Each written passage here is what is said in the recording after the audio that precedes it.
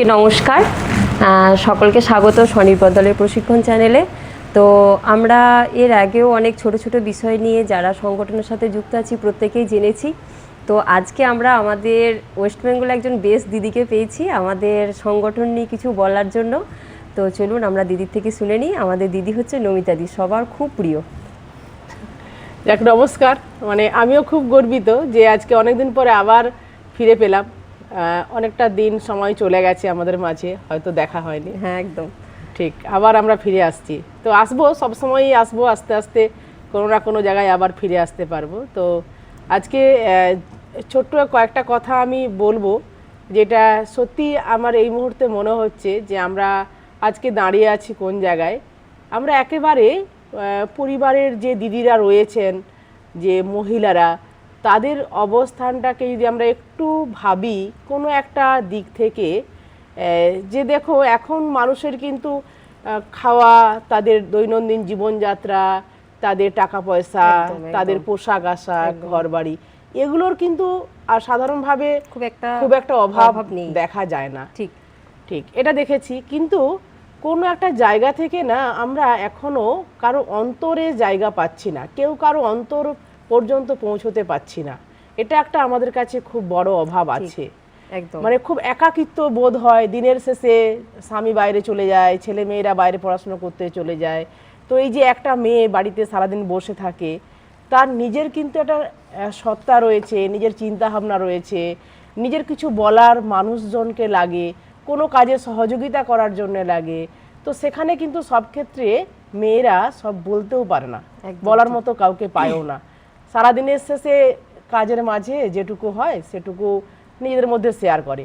তো এখানে আমার সব থেকে বড় একটা বিষয়, আমরা কিন্তু এখন বড় একটা টার্গেট নিয়ে নেমেছি, যে আমাদের একটা উদ্দেশ্য, লক্ষ্য নিয়ে নেমেছি যে যত পরিবারের মহিলারা আছে সবাইকে আমরা স্বনির্ভর দলে যুক্ত করব। একদম, আমরা এটা করছিও আস্তে আস্তে আমরা। ঠিক, হ্যাঁ। কিন্তু স্বনির্ভর দলে যুক্ত করব এটা আমি তো ভাবলে হবে না। কোনো এন্ড থেকে যে দিদিটাকে আমি নিয়ে আসতে চাচ্ছি তার কিন্তু একটু ভাবনা থাকবে যে আমি যদি দলটায় যাই তাহলে আমার কি কি আমি সাপোর্ট পাবো, কি পরিষেবা সহযোগিতা পাবো। তো এখানে কিন্তু টাকা পয়সা এসব নয়, সব থেকে বড় একটা বিষয় আছে, আমি কোনো একটা দিদির পাশে গিয়ে তার পরিবারের খবর, তার ছেলে মেয়ের খবর, তার পরিবেশের খবর কোনোদিন রাখতে পারি না। হ্যাঁ, আমরা তো ওটার পিছনেই দৌড়াই, টার্গেটের পিছনেই দৌড়াচ্ছি। ঠিক, কিন্তু তার পরিবেশ, পরিবার, তার পরিজন, তার পরিবারের ছেলে মেয়েরা, এই যে জিনিসগুলোর খোঁজ খবর রাখতে পারি না। তো যাক, আমার মনে হয় যদি আমরা কোনো একটা পরিবারের সাথে প্রথম একটা রিলেশনশিপ তৈরি করি, একটা ভালো সম্পর্ক, যে তার মনের কথা খুলে বলতে পারবে, আমার উপর একটু ভরসা করবে, প্রতিবেশী হিসেবে আমি তার পাশে আছি। প্রত্যেকেই এখন শুধু মনে হয় আমি একা, পরিবারে বারে বারে হয়, এখনো তো একান্নবর্তী পরিবার সেরকম আর নেই, খুব ভেঙে ছোট ছোট পরিবার, সব ক্ষেত্রেই মনে হয় আমি খুব একা। এই একা একা ভাবটা থেকে যদি বেরিয়ে আসতে পারি, সেখানে কিন্তু আমরা কোনো না কোনো জায়গায় মনের কথা খুলে বলতে পারবো। তো সেইখানে আমরা সেই ক্ষেত্রেই যে আমি যদি কারোর পাশে থাকি তাহলে কেউ না কেউ আমার পাশে থাকবে। ঠিক, আপনি বলতে চাইছেন আমাদের যে স্বনির্ভর দল আমরা তৈরি করছি, দলটা এরকম হবে যেন আমাদের একটা পরিবারের মতন, যেখানে আমরা একে অপরের সাথে খুলে কথা বলতে পারবো। ঠিক, কিন্তু আমাদের তো আমরা চারপাশে খুব কম হয়তো এরকম দেখতে পাই যে একটা পরিবারের মতো একটা দল আছে।